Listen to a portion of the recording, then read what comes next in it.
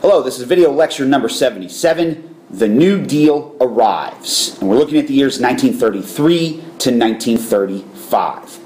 Our subsections today are Roosevelt and the First 100 Days and the New Deal Under Attack.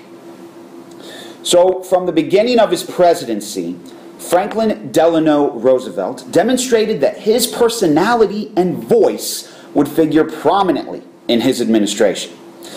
Indeed, even before his election, he had dramatically broken precedent by flying to the National Convention of the Democratic Party and personally accepting the nomination. In his speech there, he had referred to a New Deal, a term that quickly gained currency. In his inaugural address, which occurred the following March, President Roosevelt sought to rally a shaken nation at the very depths of the Great Depression, which at that time had become a worldwide event. In 1933, there was broad consensus that the federal government was going to have to play a much larger role in the economy. According to Businessweek, which reported on the results of a questionnaire that Cornell University had sent to businessmen, quote, "The times demand drastic reorganization designed to reduce to a minimum the effects of the business cycle, to increase the stability of employment, and to ensure adequate purchasing power. Any plan devised must have in mind raising the standard of living of the country as a whole." However, broad public and congressional support did not mean that the New Deal lacked significant opposition. Even more ambitious than New Deal legislation were Louisiana Senator Huey P. Long's populist schemes, which attracted national attention. So let's jump in here to the New Deal with our first subsection, Roosevelt and the First 100 Days. A wealthy aristocrat from a patrician family, Roosevelt was an unlikely figure to inspire millions of ordinary Americans. But he established a close rapport with the American people. His use of radio broadcasted fireside chats fostered a sense of intimacy. Roosevelt's personal charisma allowed him to dramatically expand the role of the executive branch in initiating policy, thereby creating the modern presidency. To draft legislation and policy, Roosevelt relied heavily on financier Bernard Baruch and a brain trust of professors from Columbia, Harvard, and other leading universities. He also turned to his talented cabinet, including Secretary of the Interior Harold L. Ikes, Francis Perkins at the Labor Department, Henry A. Wallace at Agriculture, and Henry Morgenthau Jr., the Secretary of the Treasury. Roosevelt could have done little, however, without a sympathetic Congress. The 1932 election had swept Democratic majorities into both the House and the Senate. The first months of the administration produced a whirlwind of activity in Congress known as the 100 Days, in which 15 major bills were enacted. 4 areas were targeted: banking failures, agricultural overproduction, the business slump, and soaring unemployment. Derided by opponents as an alphabet soup because of the many abbreviations they spawned, the CCC, the WPA, the AAA, etc., the new policies and agencies represented the dawn of a new American state. The first problem Roosevelt confronted was the banking crisis. The president declared a national bank holiday and called Congress into special session. The result was the Emergency Banking Act, which permitted banks to reopen, but only if a Treasury Department inspection showed they had sufficient cash reserves.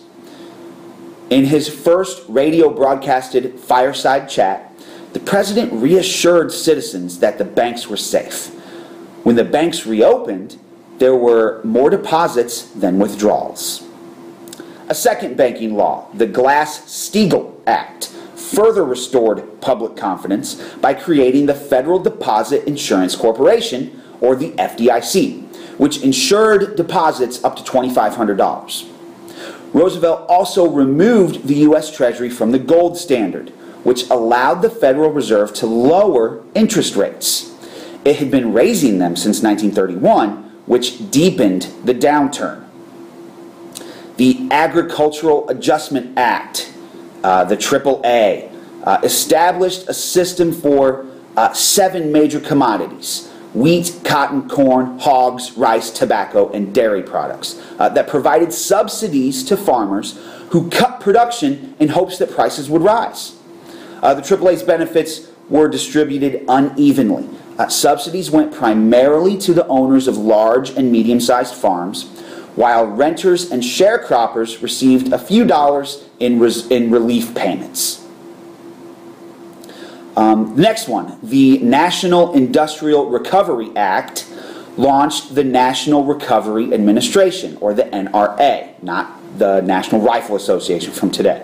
The NRA established a system of self-governing private associations in 600 industries. The NRA's codes established price and production quotas, but large companies tended to dominate the NRA's code drafting process, thus solidifying the power of large business at the expense of smaller ones. The Federal Emergency Relief Administration, FERA, set up in May 1933 under the direction of Harry Hopkins, offered federal money to the states for relief programs and was designed to keep people from starving until other recovery measures took hold. Established in 1933, the Civil Works Administration, the CWA, put 2.6 million men and women to work. At its peak, it employed 4 million people in public works jobs. The CWA lapsed the next spring when Republican opposition compelled New Dealers to abandon it. A more long-term program, the Civil Conservation Corps, the CCC, mobilized 250,000 young men to do reforestation and conservation work.